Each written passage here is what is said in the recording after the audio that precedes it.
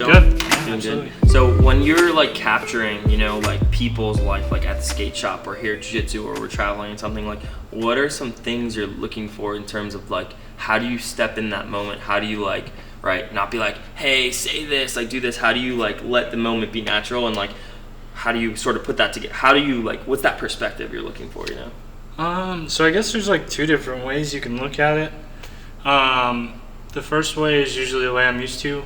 Typically, if I'm filming something or if I'm involved with anyone creatively, you know, I typically know them or I know about them or anything I'm doing creatively, whether it's skateboarding, jiu-jitsu, or music, I have like a personal connection to. So I think as an artist myself, if you can create a personal connection with any of your subject matter, especially either behind the lens or in front of it, like I skateboard myself, I do jiu-jitsu myself. So I think as long as you have a personal connection to something and you really know like the essence of it, I think you can capture it to the best of your ability. And the thing with the way that I create content, and you know this because we do a lot of stuff together, but I capture everything in like its own element. Like I never try to plan anything. I don't typically script anything out. Like something I like to tell people when they ask me what I do, it's like I like to say that I capture life in motion. Like I don't like to stop anything or tell anybody how to do anything. I'm really just... We might run something back once or twice, right? We might run it back depending on if we say the wrong thing. We say the wrong thing or we get inspired or we think a certain shot looks cool. But no, typically I'll just hit record and let whoever I'm recording be themselves. And I think that's the most important thing. When... especially living in the world we live in, like with social media, everything's supposed to look perfect and everyone portrays this like perfect image of themselves. I mean, I know that I do that myself too, being editing videos and editing photos and things like that, but I think with life, I think it's important just for everyone to be real. I don't want anything to feel contrived. Yeah, for sure. But ready, like, so you're saying you have to be present in the moment, capturing all this. That sounds tiring. Then on top of that, you have to edit after that. So you're seeing that in the moment. What is your brain looking like when you're setting up to go like edit? For like just like we just trained, you got some footage of training. We're doing this. Like, what is your what does it look like after this? You know. So it's something Sid even mentioned to me before, like because I was training while I was filming. Right. And you had showed the rolling Kimura to the triangle, and I recorded the whole move and I put the camera down. Yeah. And I was like, I think we're doing rolling Kimura to the triangle, and Sid was like, you were there for that, right? I was like, yeah, I was filming it, but I wasn't like there for that. Because you got to check all the settings on the camera. I run manual focus, so I got to make sure everything's in focus. Yeah. And I got to pay attention to how you're moving and how I'm moving and how the camera's moving and how the footage looks. So I'm there and I'm seeing what we're doing. Yeah. But to say that I'm present for the moment, I'd be lying because I'm not all there. You're sort of like on like flow with the go. You're sort of like on like automatic pilot. Right? Like the flow state people say. Like when I'm filming, I hit record and whatever's happening, dude, like I'm not thinking about anything. I'm just going. Yeah. For sure. And on the other side of that, with filming and then going home to edit, like with that mindset, when you're teaching and I'm filming, or you're rolling and I'm filming, I'm taking a mental note of everything that I'm seeing. And when I go to edit, I've already pre-edited the video in my head before I even get to my computer. That's so sick. And I already know what to do when I sit down. That's literally like us training and then me going home and just going through like Sid did take my back today, like two different ways, and I'm just like thinking about how, because to us, we know jiu-jitsu so well that we can think about it in that abstract, just like you, like you're just doing the same thing with just a different, different medium. For sure, and I mean, so cool. I have like a 20-25 minute drive home, half hour if I stop for food at Wawa or something. Shout out to Wawa. Yeah, shout out Wawa, sponsor us. On my drive home, I'll put on music and I'm driving, but you ever do that thing where you drive and then like all of a sudden you're at home in your parking spot? I do that a lot because, not that I disconnect totally, but I'm like taking a step back, thinking about everything I filmed, what sequence I want the clips to be in, what moves I saw, what I got in slow motion, what I got in regular motion, what excerpts from the interview I do with you or whoever I'm doing. Like, I always have like some rhyme or reason. I always have like a planned out version of the video I'm doing in my head before I even turn my computer on. Like sort of like a chapter summary type thing. Like you're like, all right, these are the major points, the cliff and then notes. you gotta exactly, and then you gotta shout out Cliff Notes. Yeah, exactly. Shout out to Cliff Notes. I have all that stuff kind of planned. Like even tonight when I go home, like I already know half of what I'm going to do, and then the other half comes from whatever kind of creativity is like inspired by the footage. Well, it's awesome because like it's crazy to like go through the motions with like you know, going on a reality TV show, seeing all these different content creators, and nowadays you see so many content creators, and it's just crazy to like,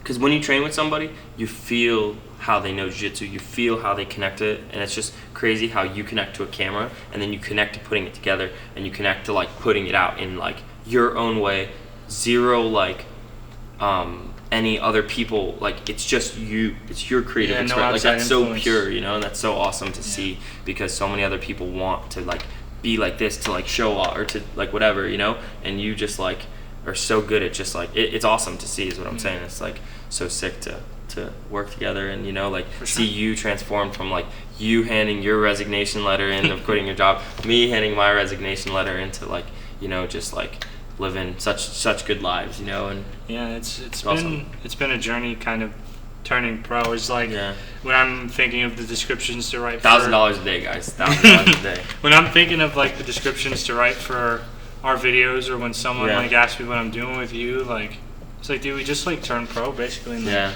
started doing what we want to do every day to make ourselves happy, and that's kind of what motivates me. But to backtrack on what you were saying before about like other people mimicking other people and stuff like that, I think it's kind of just like jiu-jitsu, man. Like jiu-jitsu, you have your lineage, right? Like where all the moves came from. No, and there's only a certain amount of moves. Yeah, and like, I think you're gonna copy like the same moves, but with video, it's the same thing. Like I grew up and my dad showed me movies like Reservoir Dogs or The Warriors.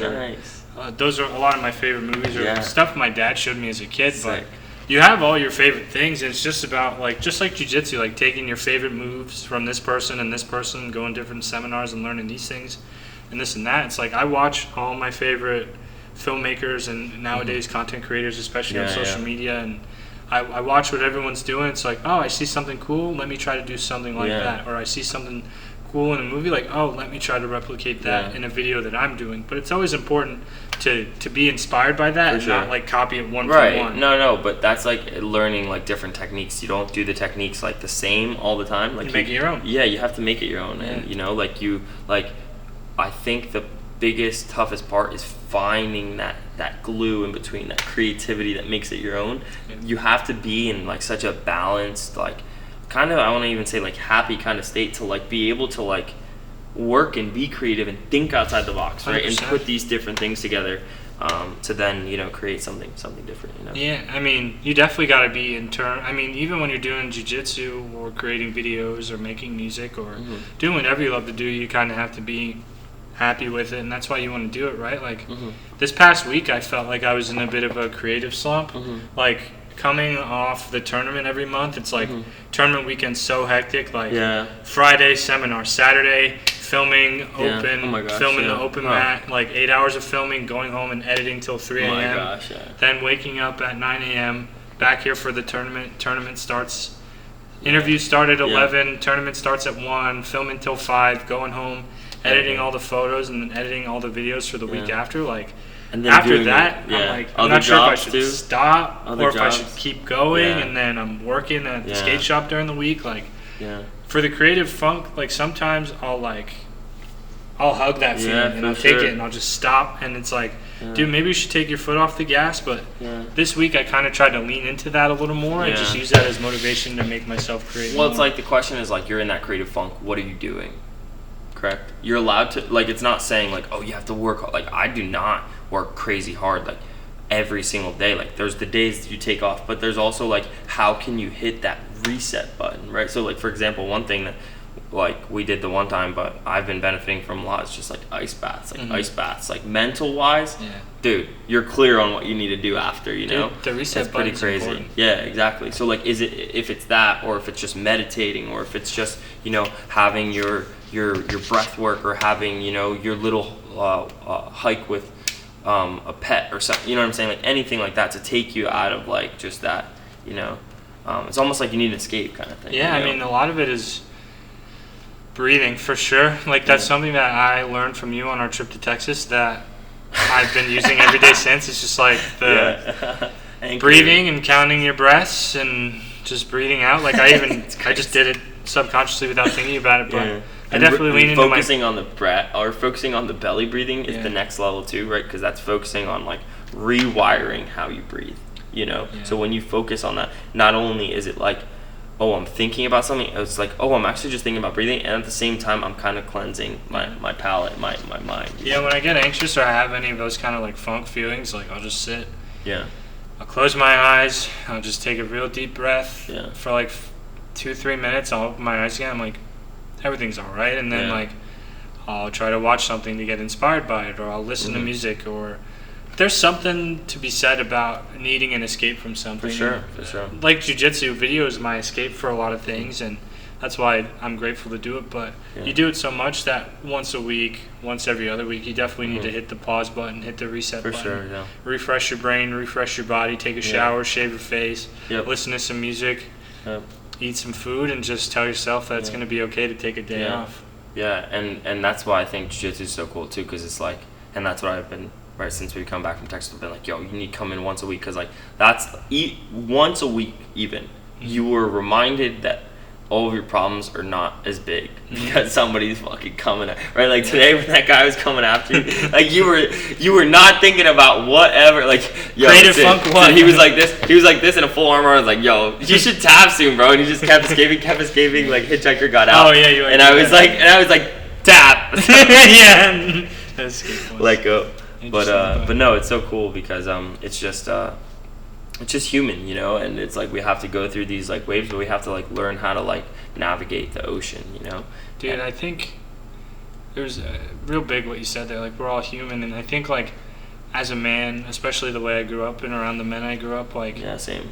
A lot of people suppressed their feelings or like didn't talk about things or like just like kept pushing through just like to get to the other side. Instagram, like, be a man. Oh my gosh, that's so funny. It's like, dude, real that's shit. Real. Like, that's real. I grew up like not talking about my feelings or not like, even this week when I was in a slump, like I told Catherine, my girlfriend, all about it, and like 10-15 years ago I might not have done that based around like the people I grew up on, but I think one thing that's really helped me is just like being open about it, talking about it, telling people about it, and really just like taking everything at face value and accepting it. I think it's a yin yang, right? So I think it's like a balance of like always being like that, but then at the same time, like I think the answer to like a lot of people's problems, not like in everything, but it's just like if you have extreme gratitude, then you can pour radical positivity across everything. You know what I'm saying? And just be positive across everything. Like the one thing I drive to JT, it's like 2 hours each way, you know, and just traffic and all that stuff. And like I do this one thing that like Chris D'Elia did on his podcast one time, and I just always do it nowadays. Like I get cut off or somebody does something to me, or I'm just pissed. Bound to happen. And it gets, you know what I'm saying? I'm from New Jersey. Like it gets, let's go, you know? You want to get out of the car? I'm going to pull guard, you know? But no, like as soon as something like bad happens, like 15 minutes is added and I'm going to be late or whatever, like he did this thing, he goes, yes! Like just the opposite. You're just accepting it. But it's so crazy, and I swear I've been doing it like for probably like 2 years now, that like, and it's like that Yes Man movie, you know, like kind of thing, but it's just like, oh man, like we just paid $150 for pizza and the pizza place closed and they're not going to refund us, like, yes, like we get to go get something else, you know, like I don't know, like it's just like understanding that like one door is always gonna close, but a better door is always gonna open, you know. So I think it's a balance of that, and also being in touch with who you are, knowing how you're feeling, knowing like that like anger is an expression of emotion, right? So those are the different things that can be bound up in you. So like anxiety, all these different things, like, so it's like I feel like people need to spend time meditating, journal. I think journaling is huge. Like even for me, like I've stopped like to write a lot. I do like just a lot of notes on my phone, you know, but it really helps me like categorize how I'm thinking about stuff, and then look back and read it later and be like, that was stupid. Like that's not gonna happen again. I'm not gonna, you know, let that funk happen and stuff. But yeah, I just want to say thank you so much. Love you so much, bro. Love you too. Hey.